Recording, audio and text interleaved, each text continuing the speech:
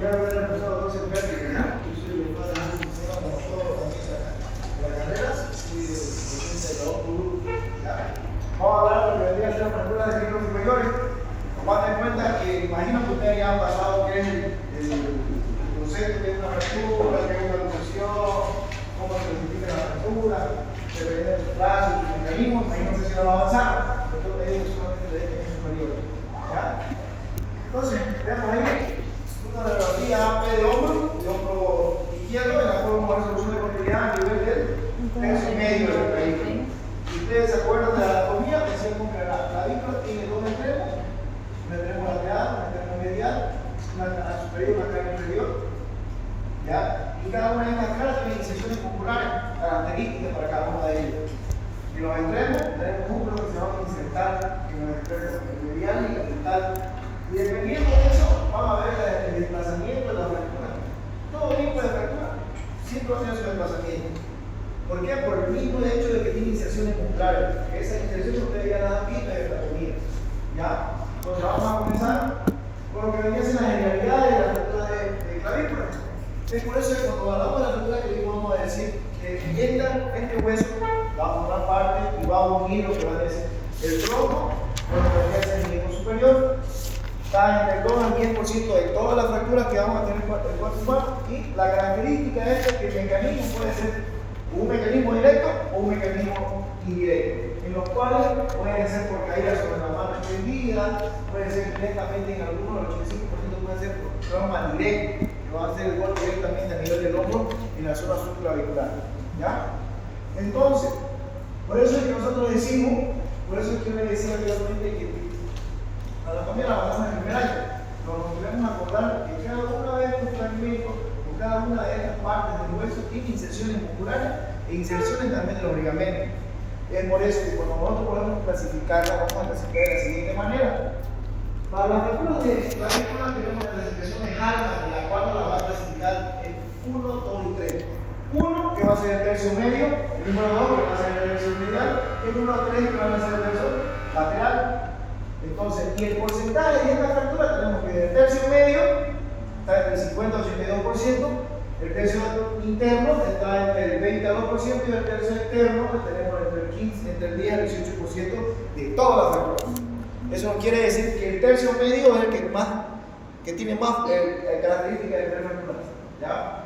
Entonces, cuando vemos al paciente, vamos a hacer la anamnesis del paciente. Ustedes lo han visto en cirugía, ustedes hacen la anamnesis del paciente, lo ven, lo ocultan.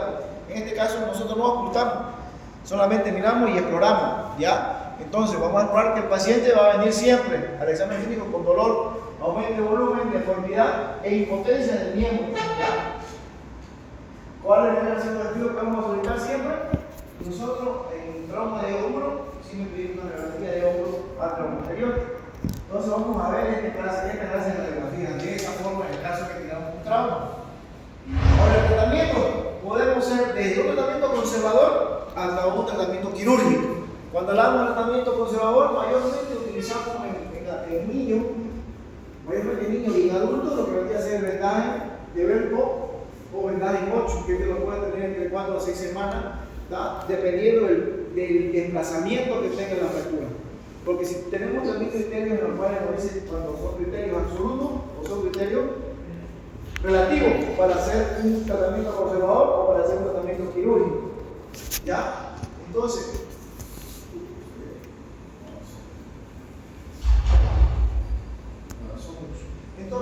este vendría a ser el tratamiento conservador que hablamos del 8 evarístico. ¿Ya? Esa es una de las inmovilizaciones que vamos a hacer o que ustedes les van a enseñar a hacer cuando les toque su práctica. ¿Ya? Esas inmovilizaciones ustedes tienen que saber hacer porque cuando ustedes vayan a la provincia o cuando estén en el hospital, le van a preguntar. ¿Ya? Y tienen que saber eso. ¿Ya? Tenemos también lo que vendría a ser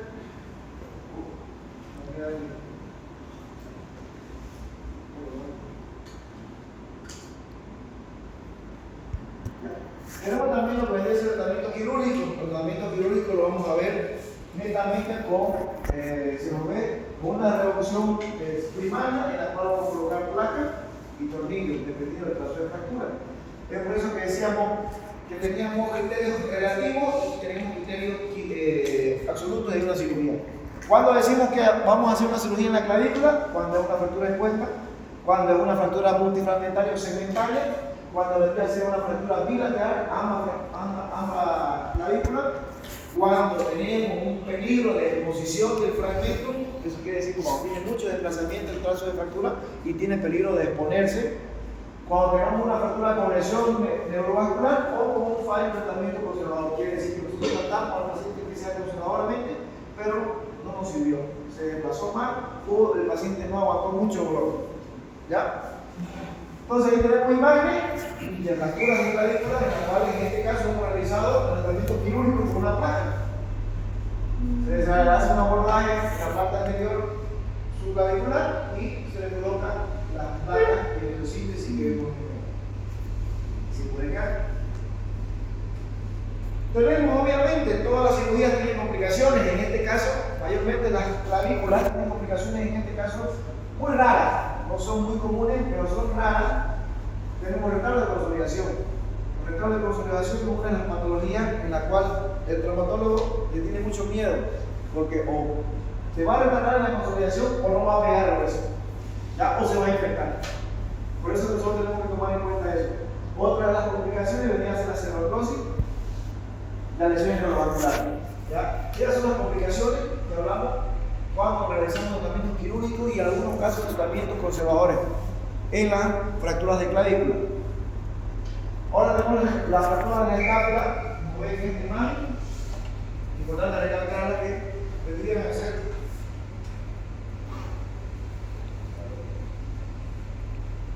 ser una fractura rara.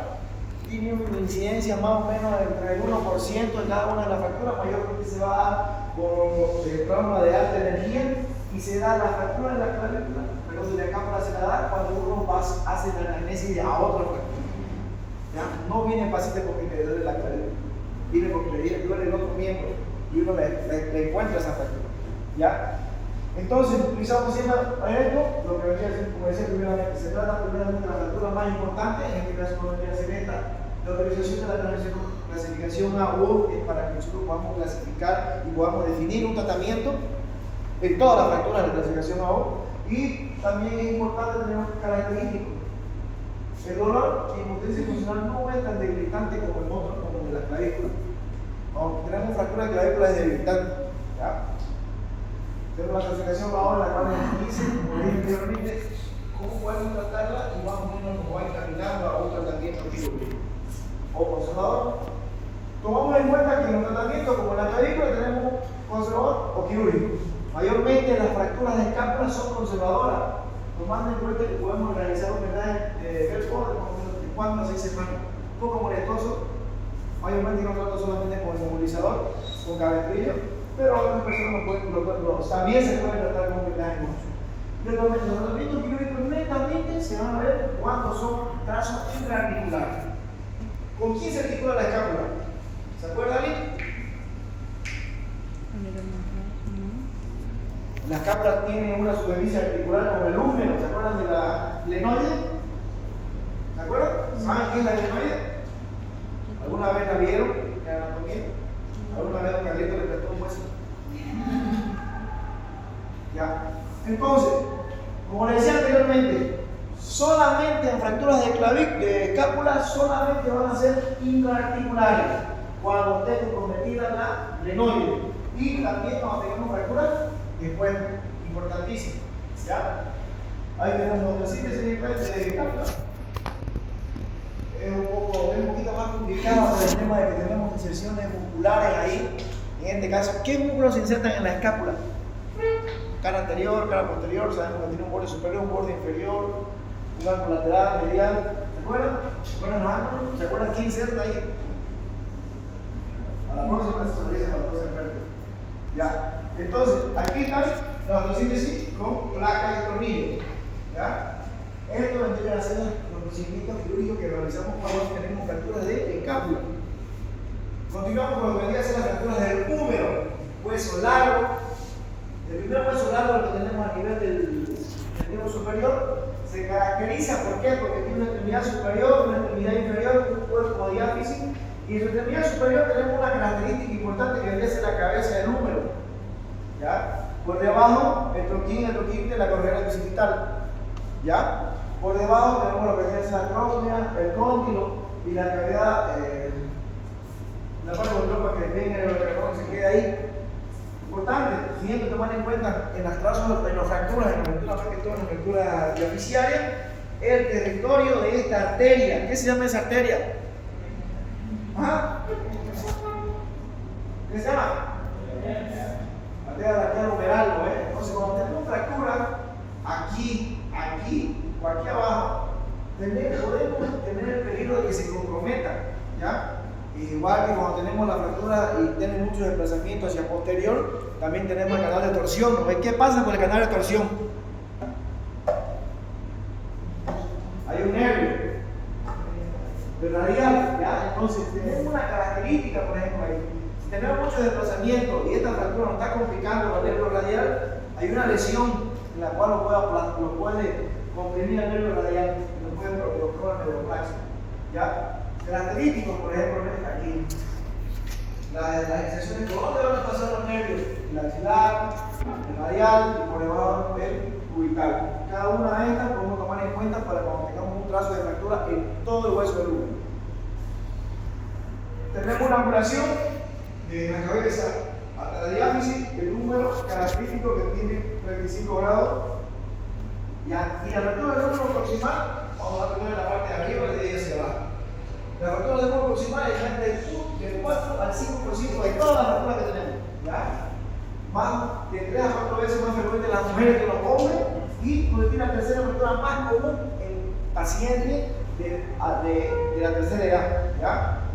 ¿Cuál vendría a ser la primera? La primera es la cadera, la segunda es la fractura de la muñeca y la tercera vendría a ser la fractura del húmero proximal. Tenemos, según el mecanismo, ¿cuántos tipos de mecanismos de fractura tenemos? Tenemos directo y indirecto, ¿eh? Cuando hablamos de lo directo, hablamos que puede ser de alta o de baja energía, ¿cierto? Cuando hablamos de las indirectas, ¿qué tomamos en cuenta en las indirectas?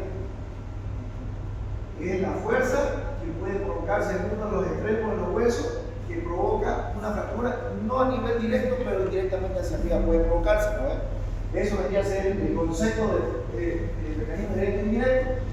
Entonces, el 80% puede ser no desplazado, ¿ya? Y cuando hay un desplazamiento mayor o mínimo, quiere decir que esto no lo va a provocar en el magnito rotador. ¿Cómo está formado el magnito rotador? ¿Se acuerdan?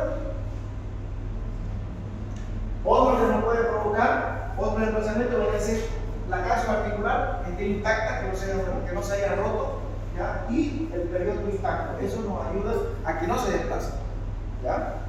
¿Quién está formando el magnito rotador?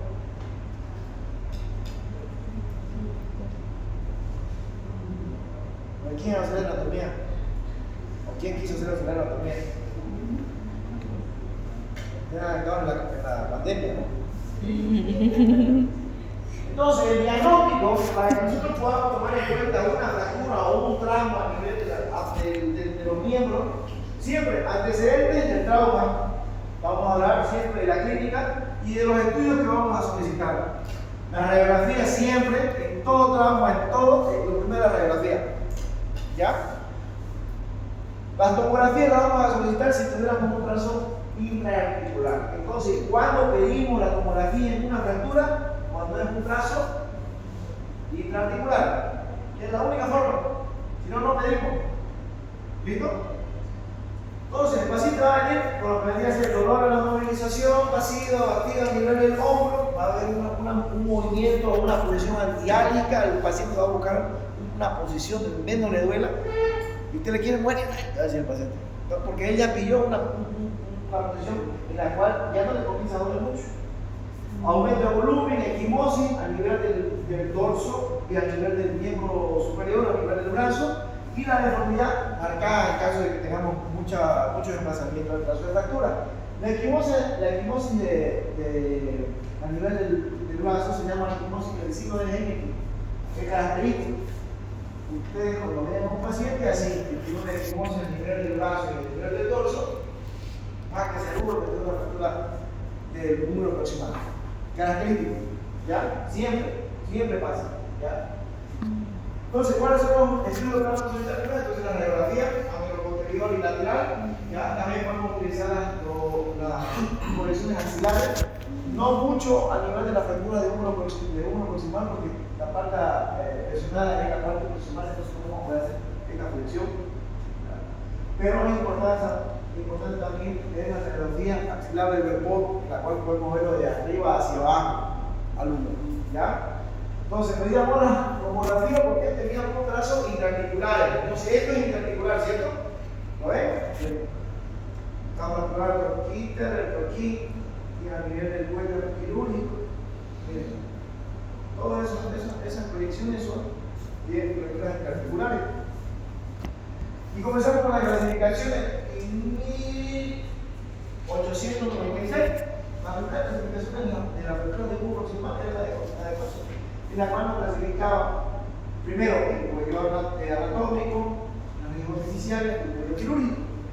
Después vino la clasificación de Coleman, en la cual nos clasificaba entre A, B, C y D, en la cual nos decía que la A era el torquíter, la B era el torquín, la C era a nivel de la cabeza, a nivel del cuello anatómico, y las D vendría a ser a nivel del cuello quirúrgico. Eso es el 1934. La clasificación del 1970, esta fue la clasificación en la que hasta el momento la seguimos utilizando. ¿Ya? La clasificación de NIR es un poquito complicada en algunos casos, poco complicada a veces de entenderla, pero si tiene un poquito más de interés, se la puede aprender.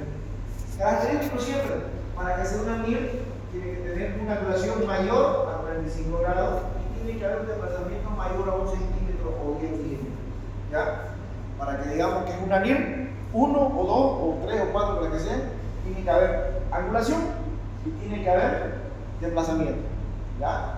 Entonces, para eso, la NIR nos dice que podemos tener una NIR 1, una NIR 2, 3, 4 partes y una excepcional que tenga una característica más que sea luxación. Tiene que estar luxada. Entonces, decíamos que es una NIR 1 cuando hay 2 fragmentos, pero una NIR 2 cuando hay 2 fragmentos. Una NIR 3 cuando hay 3 fragmentos, una NIR 4 cuando hay 4 fragmentos, y la NIR 5 supuestamente es cuando ya tenemos, aparte de los fragmentos, tenemos una luxación de la cabeza. ¿Ya? Entonces, decíamos que la NIR se clasifica dependiendo de los desplazamientos y de los fragmentos. ¿Ya? Y otra característica, la angulación. Entonces decíamos, como dije anteriormente, 1, la que se llama torquín, 2 torquín, 3 cuello anatómico y por último el cuello quirúrgico. Así se describe anatómicamente una clasificación. ¿Ya? Aquí tenemos lo que viene a ser la clasificación de la O, en la cual nos dice que puede ser las señales A, B y C. Las A son articulares, las B son parcialmente articulares o bifocales y el tipo C vendría a ser articular netamente. ¿Ya? Ahí tenemos la imagen de la clasificación y ahora, según la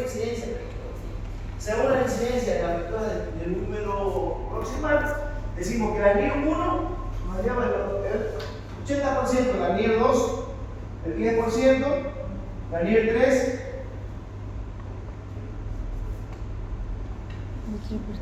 la NIR 3 el 3%, la NIR 4 el 4% y la fractura que tenga compromiso con la cabeza general y tenga luxación el 3% de todas las fracturas. ¿Ya? Entonces, el tratamiento se va a dar en cuenta dependiendo si hay desplazamiento. Si el desplazamiento es mínimo, podemos comenzar con un tratamiento conservador. Si hay mucho desplazamiento o angulación, se puede tratar de que nos haga una buena rehabilitación. Hablamos del tratamiento conservador, podemos hacerlo con un yeso coreante, solo con un yeso con apoyo de hombro, ¿ya? Y el tratamiento quirúrgico lo podemos ver dependiendo, puede ser una cirugía abierta, puede ser una MICO, una mínimamente invasiva, podemos tratar con osteosíntesis con cerclaje, con clavos regulares, puede ser con fijación con placa, o por último una artroplastía de hombro. Ya ahí tenemos una fractura de proximal a nivel debería ser una NIR 1. ¿Por qué? Porque ¿qué es esto? Porque no es un fragmento, tiene un desplazamiento de más de 1 centímetro, tiene una angulación, ¿cierto? Ya, en este caso, lo que realizamos con una bola de la fractura y le colocamos 2 tornillos angulados. Se cierra la fractura. Así estaba, pues se quedó. ¿Listo? Y aquí tenemos lo que debería ser la También tenemos otro caso de fractura que lo vamos a tratar de la siguiente manera: con clavos modular, con clavos Kinder. Ya también vamos a utilizar lo que hacen las placas y tornillos, que quiero tener una placa fina. ¿Ya? O por último, la prótesis parcial o la prótesis total. Puede ser reversa o no reversa, dependiendo de la característica del paciente. Tenemos complicaciones igual. En la complicación va a tener lesión vascular, puede ser a nivel de axilar, podemos tener lesión a nivel de presión arterial, necrosis vascular, cerebral-artrosis, o también hombros congelados en los sitios. Los hombros congelados mayormente nos pueden llevar por la falta de movilización del hombro, característico siempre. Ahora vamos con la fractura de la diáfisis, más fácil. Las fracturas de diáfisis se presentan en el 1 al 3% de todas las fracturas del hombro. ¿Ya? Se pueden producir por más que todo por caída de altura en pacientes adultos, ¿ya? O también una forma indirecta al momento de realizar algún deporte donde pueda hacer eso, también eso nos provoca la fractura, especialmente una fractura de tiroidea, de la diáfisis. ¿Ya? Según el mecanismo, puede ser un mecanismo directo, pero un mecanismo indirecto puede ser por caída en posición de la mano, caída sobre el codo o por contractura muscular, como la que dije anteriormente. ¿Ya? Anteriormente, ¿cómo diagnosticamos? La misma imagen que te demostré realmente lo mismo. Tenemos pacientes con la movilización, dolorosa la movilización, aumento del volumen de deformidad y acortamiento del miembro. De igual manera, se lo estudio que vamos a hacer la radiografía siempre o una proyección posterior, lateral y transtorácica, característica. Ahí tenemos lateral y la transtorácica. ¿Cómo la vamos a clasificar? Según la clasificación anatómica, la podemos clasificar la diáfisis. La clasificamos entre un tercio proximal, un tercio medio o un tercio distal. Podemos decir que puede ser una fractura diafisial proximal, media o distal. ¿Ya? En lo mismo como lo clasificamos los huesos, también la podemos clasificar a diáfisis. Entonces, según la clasificación de la fractura anatómica, podemos tener una fractura transversal, oblicua, podemos tener una fractura epidioidea, una fractura con tercer fragmento, una fractura segmentaria o una multifragmentaria conminuta. Esas pueden ser las características de la fractura.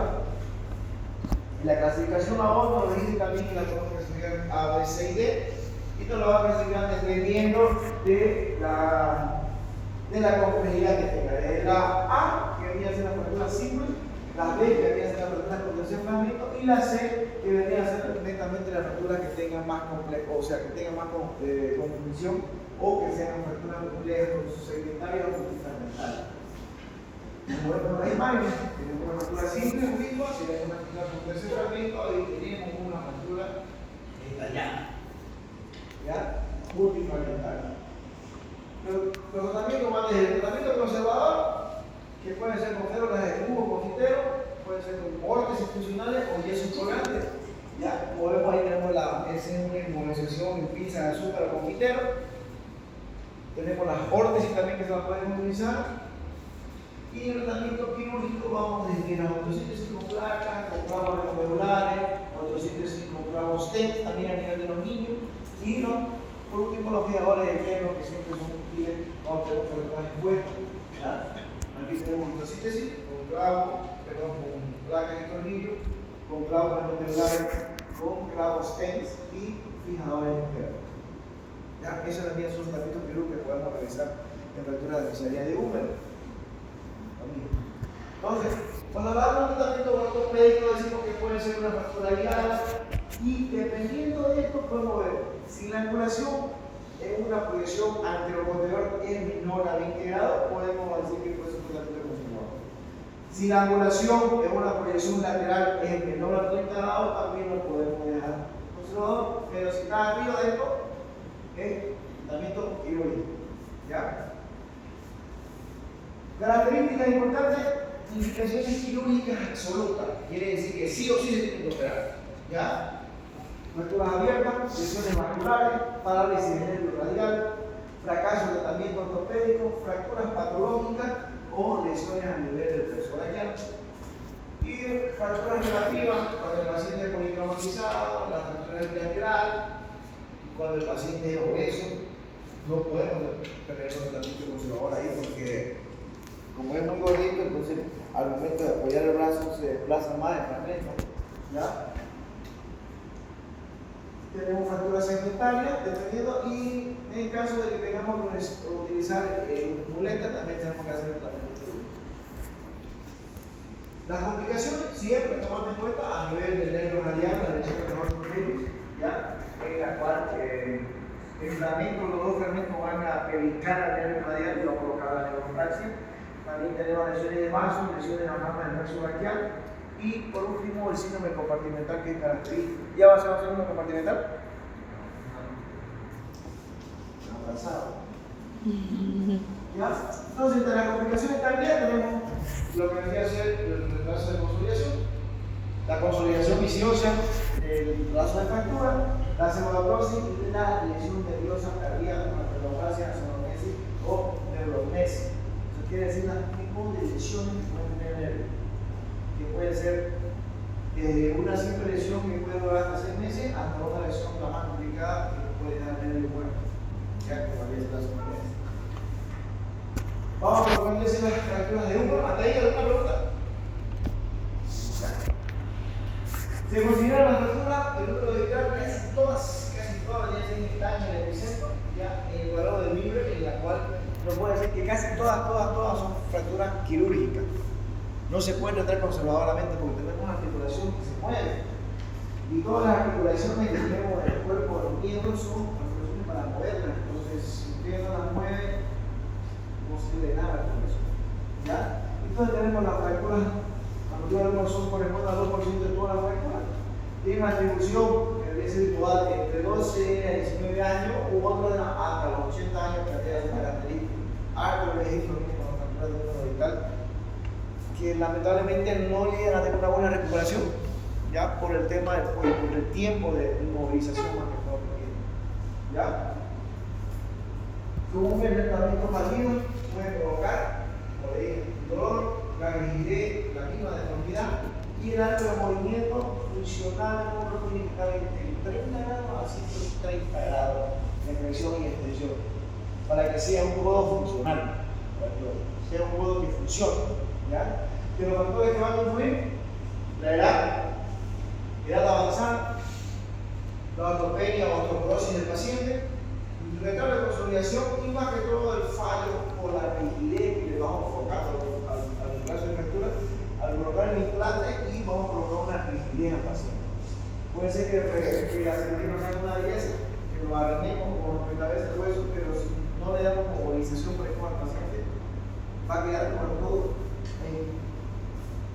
sin movilización, entonces no es un codo activo, ¿ya? No es una respiración activa. Pueden ser directos o indirectos, dependiendo del mecanismo de acción.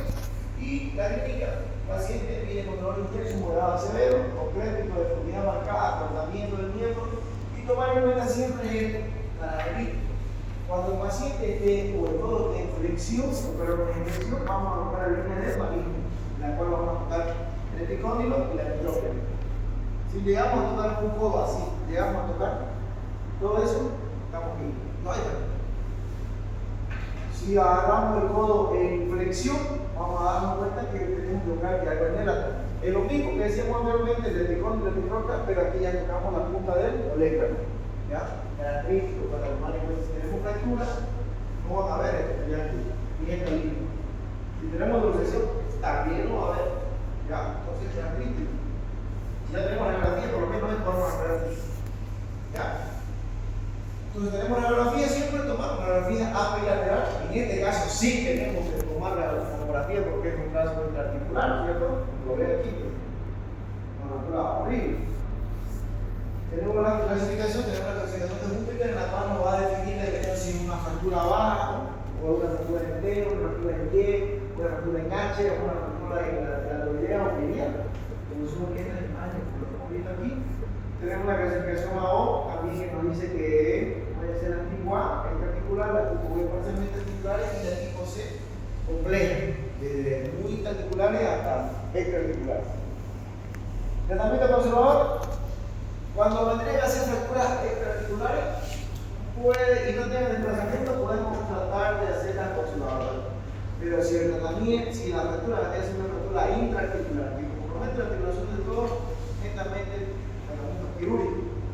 Y para eso vamos a tener la configuración que tú vamos a tener que colocar las placas, que podemos colocar, dependiendo de esto, podemos tratar con clavo quina hasta un doble placado con tornillo, como vemos acá. Estas son las placas que utilizamos. Yo tengo una fractura, un caso clínico, un paciente de sexo masculino que llegó desde Trinidad, voy a ir a venir. Se cayó del techo con el codo de inflexión, tiene este tipo de fractura, una fractura intraarticular. Ya apareció una fractura en techo. Ahí están las operaciones. Estos son los dos extremos y aquí está la diálisis. Ahí está el armado, tiene que poner una fractura en techo. El armado con la placa. La proyección posterior, upper y lateral. Esta tendría que ser el configuración de un mes de uso. El paciente tiene que estar flexión, dependiendo del brazo, sí o sí, porque si no queda rígido. ¿Ya? También tenemos lo que vendría a ser la prótesis del codo. ¿Alguna pregunta? Hable. Cuando estaba hablando sobre el tratamiento conservador y decía de 4 a 6 semanas de vendaje, si este no funciona, ¿todavía hay chance de hacer el tratamiento quirúrgico? ¿O cuánto tiempo podríamos esperar para decir? Lo que pasa es que vamos a hacer radiografías periódicas. Nosotros tomamos en cuenta de que tenemos una fractura que puede ser que se nos pueda desplazar. O si el paciente es joven, no es lo mismo que un paciente que tenga una fractura de 1 a 2, el número aproximado es de 5 años. Sí, el de la clavícula igual. Dependiendo, no es lo mismo tener una. La clavícula siempre siempre hace callo. Esa es la característica de la clavícula, siempre hace callo. Puede estar así, puede estar así, puede estar muy. O sea, te dejan una bolota aquí que es callo, exuberante, pero siempre hace callo. Cuando hablamos de las números proximales, la característica es que no es lo mismo ustedes que tienen 20 años, una fractura más o menos de un paciente que tiene 20 años, yo que tengo 35 y su papá o mi papá que tiene 80. No es lo mismo.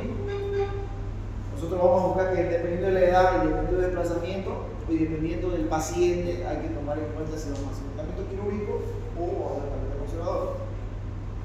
Si es un paciente de 80 años, 70 años, 60 años, que no realiza muchas actividades en las cuales le puede provocar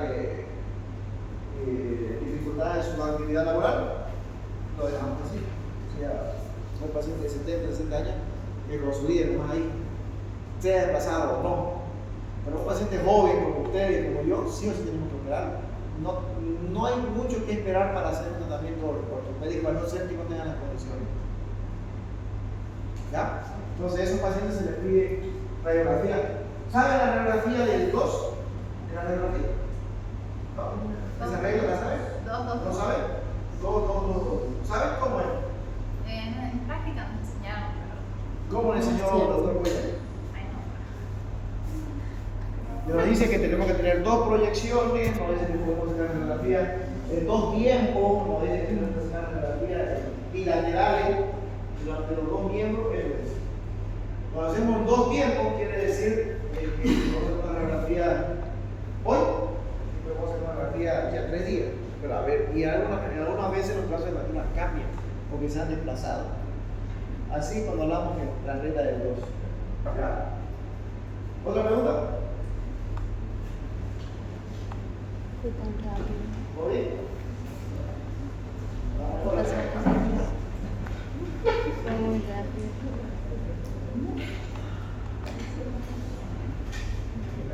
¿Puedo sacarle foto a todos? Vamos a entrar entonces con la segunda parte. No, que Sí, sí. le dijeron que nosotros tenemos que hacer de clavícula hasta la mano. Cuando vemos el examen, no vamos a colocar mano ya, para que se queden tranquilos. Así avanzar. Fractura del antebrazo, característico siempre tomar en cuenta el antebrazo. El antebrazo se caracteriza porque tenemos en el esqueleto 2 huesos. ¿Se acuerdan cuáles son estos huesos por lo menos? El radio del cúbito, característico porque tenemos altas articulaciones aquí. ¿Cuántos tipos de articulaciones tenemos? ¿Cuáles son las articulaciones? Tenemos articulaciones móviles, semimóviles y móviles. ¿Okay? ¿Cuáles son las móviles? Las que se mueven, obviamente, ¿no? Pero ¿cuáles son? Pues, características, ¿qué es? La encilla de montar, las cuerdas convexas, las costillas, las trocoides, las cocleares. ¿Se acuerdan de eso? Ahora que sí. ¿Ya? Entonces es importante tomar en cuenta, como le dije, todo el antebrazo tiene inserción muscular. Tenemos inserciones musculares que son anteriores, tenemos inserciones musculares que son posteriores, laterales. ¿Los anteriores son los flexores o los extensores? Son los flexores, ¿no? Los posteriores son los extensores y los laterales son los supinadores, ¿no? ¿De acuerdo? Sí. Bueno, creo que sí.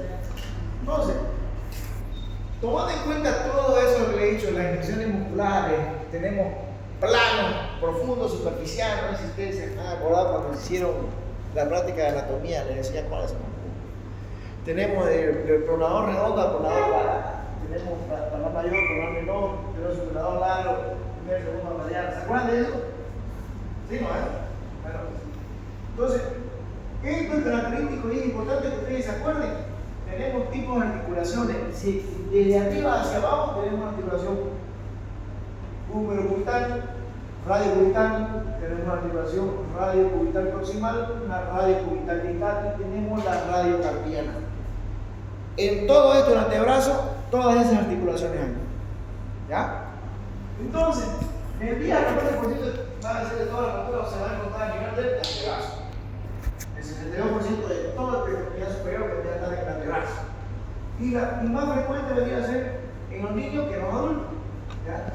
Tomando en cuenta esto, la epidemiología viene del 60, del 30 al 60% de los niños superiores, las fracturas que van a estar en el tercer ¿ya? El 4%, del 3 al 4% son las fracturas en niños, que son días de las fracturas en toro o fracturas en tallo verde. Pero nos dice que el 75% al 84% son a nivel del tercio diaficiario distal o la parte distal de la muñeca, la parte distal a nivel de la muñeca. El 15 al 18% vendría a ser diaficiaria pura o medial, o del 1 al 7% vendría a ser fracturas que vendrían a ser proximales, ¿ya? De la parte proximal del hueso. Los mecanismos pueden ser por caída de altura, por confusión directa, puede ser por alzar el huevo, puede ser por traumas indirectos, puede ser por fracturas patológicas. Según el mecanismo de Friedman, nos dice que dependiendo del momento de la flexión de la muñeca, cuando nosotros nos caemos y la flexión de la muñeca está en 90 grados, es una fractura de radio distal.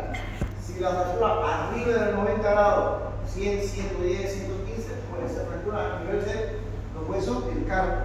Y si la fractura es menor a 90 grados, 80, 85, 70 grados, la fractura puede ser a nivel del tercio medio. ¿Ya? Este mecanismo de Friedman es importante. Entonces, la misma imagen anteriormente. Antecedentes del trauma, la clínica del paciente y el estudio que le vamos a solicitar. Entonces, el paciente va a venir con dolor, aumento de volumen, hipoxemia funcional, deformidad a nivel del tiempo afectado, crédito a nivel del trazo de fractura, pérdida de aire mecánico y lo más importante, acortamiento del miembro afectado. O lo van a ver deforme o lo van a ver acortado. Le damos otra imagen. Por ejemplo, aquí tenemos radiografía. Siempre AP y lateral. Siempre AP y lateral. Ya que tengo una fractura diaficiaria casi distal. ¿Ya? La clasificación A nos dice, la clasificación A nos dice de la simple, de la fractura con perfectamente, de la fractura compleja, que puede ser segmentaria o minuto. Entonces, aquí pregunta de examen, clasificación de la fractura o lesiones o fracturas de Galeazzi. ¿Cómo se caracteriza la lesión de Galeazzi o fractura de Galeazzi? Sencillo, ustedes la ven la imagen acá. Entonces, ¿cuál vendría a ser una fractura de Galeazzi? Vendría a ser la fractura que tenga, o la característica vendría a ser de que la fractura tiene que ser en el tercio medio del radio y que tenga una luxación radiocubital distal. ¿Alguien no entendió? La fractura o luxación o la lesión de Galeazzi se caracteriza por qué? Porque tiene una lesión en el tercio medio del radio y tiene una luxación radio-cubital vital. ¿Ya? ¿Sí? Ahí tiene la imagen. Esta imagen, acuérdense esta imagen, esta radiografía. ¿Listo? La clasificación, ahora vamos a clasificar lo que debería ser la lesión de Monteglia. Es lo mismo, pero lo volcamos. Decíamos que el radio estaba fracturado en el tercio medio y la luxación era el radio cubital distal, ¿no ves? Ahora la fractura de Monteglia, dejaron volcado. La fractura es el cúbito diaficiario y la luxación a nivel del radio cubital proximal. Y la clasificación de Vado, que vendría a ser la fractura de Monteglia, nos dice que puede ser la Vado 1, 2, 3 y 4, dependiendo de la 1, el desplazamiento de la cabeza del radio o del radio proximal. Le dije que estaba luxado, ¿no ves? Tiene que ser anterior. La tipo 2, el desplazamiento es posterior. La tipo 3, el desplazamiento es interno. Y la tipo 4 nos dice que aparte que está fracturado el radio, el cúbito diaficiario, aparte que está luxado la cabeza del radio a nivel del tercio proximal del codo, también está fracturado en el tercio medio. Cualquiera entra para la fractura del radio, si ustedes no me entendieron. ¿Sí? ¿Alguien que no entendió? ¿Todo bien? Ahí tiene que. Esta es una Vado 1, ¿ok? Hacia anterior. ¿Ya? También tenemos la lesión de sacro característico, ¿por qué? Porque tenemos una fractura a nivel del tercio proximal del radio, a nivel de la cabeza del radio, y que esta fractura va a llegar hasta lo que vendría a ser la membrana interósea. Va a separar la membrana interósea y va a provocar una luxación radio-cubital vital.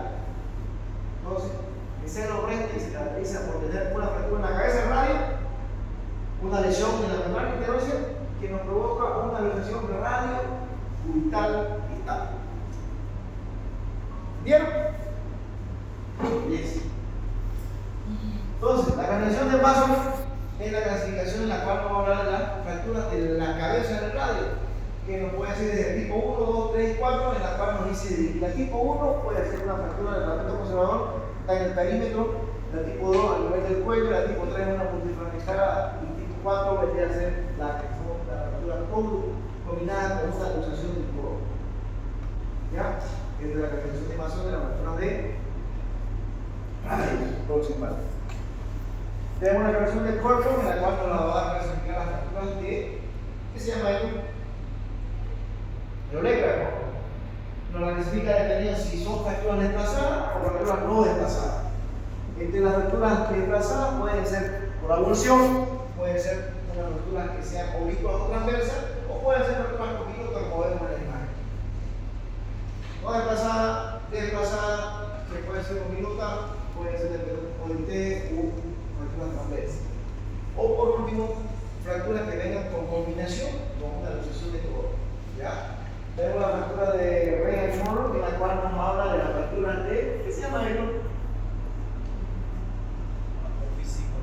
La apófisis coronoide. ¿Ya? Esa es importantísima, ¿por qué? Porque esa es la que le da mayormente la estabilidad al codo. ¿Ya? Esta es la que le da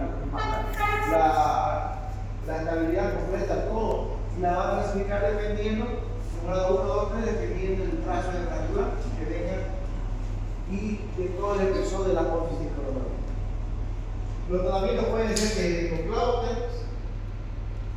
hasta con placas y tornillos. ¿Ya? Podemos combinar entre placas y tornillos. ¿Ya? Esto ya son tratamientos quirúrgicos. El tratamiento quirúrgico no es un tratamiento conservador porque este debería ser caracterizado como si fuera una fractura interarticular, porque es por múltiples tipos de articulaciones que tiene y múltiples inserciones musculares que tiene, se desplazan. ¿Ya? Por último, lo que son las fracturas del radio distal, ya característico, radio distal, radio cúbito, las fracturas de muñeca. nosotros tenemos la clasificamos dependiendo de 3 columnas. Tenemos una columna lateral, una columna intermedia y una columna medial, o también podemos decir radial, columna radial, intermedia y un lado orbital. En la cual nos dice que las fracturas de radio distal son lesiones más frecuentes, que constituyen el 14, el 7% de toda la fractura, y estas son de forma de una distribución bimodal de jóvenes y adultos, y de adultos avanzados. ¿Ya? Tomando en cuenta que el mecanismo siempre hay que tomar en cuenta que va a haber una fuerza de compresión transmitida desde un obstáculo que debería ser el piso al esqueleto hacia la tierra. Quiere decir esto. Ustedes caen así. Dependiendo de la angulación que ustedes tengan, vamos a ver qué tipo de fractura van a tener. De fracturas en los huesos internos hasta fracturas a nivel del radio distal o fracturas a nivel del radio o del público yaficial. ¿Ya? Y tenemos 3 tipos de fracturas. Tenemos las fracturas por compresión y extensión, que vendrían a ser las fracturas de Cole y la fractura de Barton. Tenemos las fracturas también por compresión, pero en flexión, que pueden ser la fractura de Barton polar y la fractura de Smith. Y por último tenemos las fracturas complejas dependiendo del mecanismo asociado. ¿Ya? Entonces, hablamos, como siempre, paciente clínico dolor, impotencia funcional, crédito, aumento de volumen y el eje mecánico. Tomando en cuenta siempre las articulaciones de la muñeca, que esto lo vamos a ustedes. Y comenzamos a hablar de lo mismo que tenemos en el hegemónico. Las fracturas de Cole, pregunta de examen también, se define como una fractura transversal metafisaria, ¿ya? De radio, que puede estar esto metáfisis está por encima de los 3 centímetros a nivel de la muñeca con el de desplazamiento. Y lo característico, aparte que debería ser una fractura extraarticular, es metafisiaria, pero el fragmento distal se va a hacer hasta dorsal, se vaya hacia dorsal. Quiere decir que el fragmento va a estar para arriba. ¿Ya? La fractura de Smith es su homóloga, lo mismo de la Coles, solamente que el fragmento distal va a estar hacia abajo. Por eso una dice que es la fractura del tenedor y la otra del tenedor invertido. Esta es la fractura del tenedor que es la Coles. Así, como ya ven, así viene el paciente con este tipo de deformidad. Cuando la fractura de Coles es una fractura interarticular. Así viene cuando viene la fractura de Smith, como volcado. Este fragmento está para arriba, la columna, y está para abajo. ¿Sí? ¿Entendieron? Esa es la característica de cada Cole y Smith. La fractura de Chopper son las fracturas que van a estar características porque van a ser fracturas a nivel del estiloide del radio. ¿Ya? Las fracturas del Barton son características porque son fracturas parcialmente articulares. Pueden ser o dorsales o palmares. Tenemos fractura de Barton, dorsales o palmares o dorsales. La fractura de Chopper. La imagen aquí y la radiografía ahí. Y las fracturas de Nyquist son las fracturas que van a provocarse por un hundimiento de la fosa semilunar. Se va a hundir la fosa semilunar por el mismo hueso que va a provocar el hueso semilunar. Como ven acá. Se hunde. Hay hundimiento del hueso. Hay hundimiento de la fosita semilunar. Y por último, lo que hace la clasificación de Friedman, el área es del 1 al 8. Es sumamente fácil, es importante y sumamente fácil. Decimos que la tipo 1 y la tipo 2 son fracturas extraarticulares, así como la Cole y como la Smith. La tipo 2, la 3 y 4 son fracturas interarticulares que van a afectar la articulación radiocardiaca. Y la 4, no, aparte de la lesión radiocardiaca, también nos afecta la función tiroides. La tipo 5 vendría a ser una fractura interarticular que afecta la articulación radiocubital. La tipo 6, lo mismo de la 5, pero con la apófisis del tiroides del público.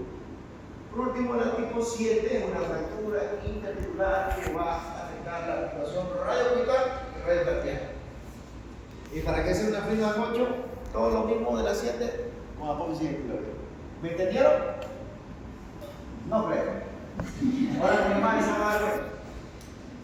Tipo 1, fractura como la de Cole, extraarticular. 1. Para que sea 2, Friedman 2 tiene que estar igual que la 1, pero con la apófisis del tiroides. ¿Ahí? ¿Me entendieron ahora? La tipo 3 es una fractura que va a comprometer lo que debería ser la